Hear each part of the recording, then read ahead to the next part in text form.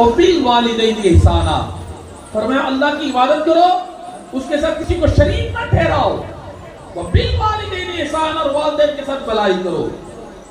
ایک مقام پہ ارشاد فرمایا وَإِذْ أَخَذْنَا مِيثَاقَ بَنِي إِسْرَائِيلَ لَا تَعْبُدُونَ إِلَّا اللَّهَ وَبِالْوَالِدَيْنِ إِحْسَانًا، فرمایا اور جب ہم نے بنی اسرائیل سے پختہ وعدہ لیا کہ اللہ کے سوا کسی کی عبادت نہ کرنا، وَبِالْوَالِدَيْنِ إِحْسَانًا، اور والدین کے ساتھ بھلائی کرنا۔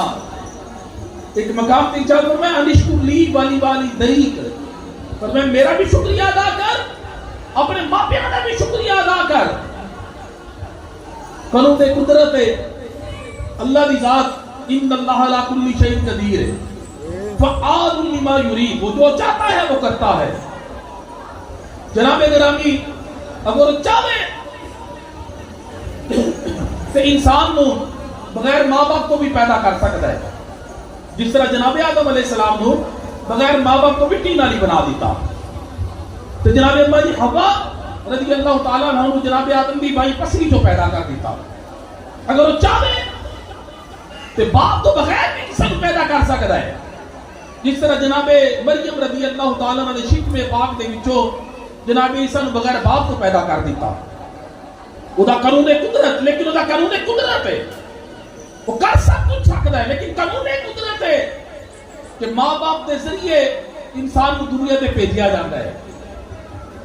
پھر اللہ کی ذات اگر چاہے تو جس طرح منو سلوہ اترتا سی نا بنی اسرائیل کے اوپر، اس طرح سانو بھی اللہ خوراک دے سکتا ہے، وہ دے واسطے کوئی مشکل نہیں۔ لیکن جو بچہ ہونے نا ماں دے پیٹ کے اندر، تو انہوں ماں دے ناڑو کے ذریعے خوراک دیتی جا رہی ہے۔ بچہ دنیا پہ آ گیا، انہوں ماں دی چھاتی کے ذریعے خوراک دیتی جا رہی ہے۔ بچہ جوان ہویا، باپ کمائی کر کے لے کے اندر بچے کو خوراک دیتی جاندی ہے۔ جناب گرامی اسی لیے نے فرمایا تو میرا بھی شکریہ ادا کر، اپنے باپ نے بھی شکریہ ادا کر۔ فرمایا نماز میرے واسطے پڑھ، قیام میرے واسطے کر، رکوع میرے واسطے کر، سجدے میرے واسطے کر، تشہد میرے واسطے پڑھ، پھر آ کے تشہد کے اندر میرے یار پہ سلام بھیج دے، میرے یار پہ درود پڑھ دے، آخر سے آ کے ماں پہ یہ دعا کر چھڑ، میرے میں رب بھی راضی ہو جائے گا، یار بھی راضی ہو جائے گا۔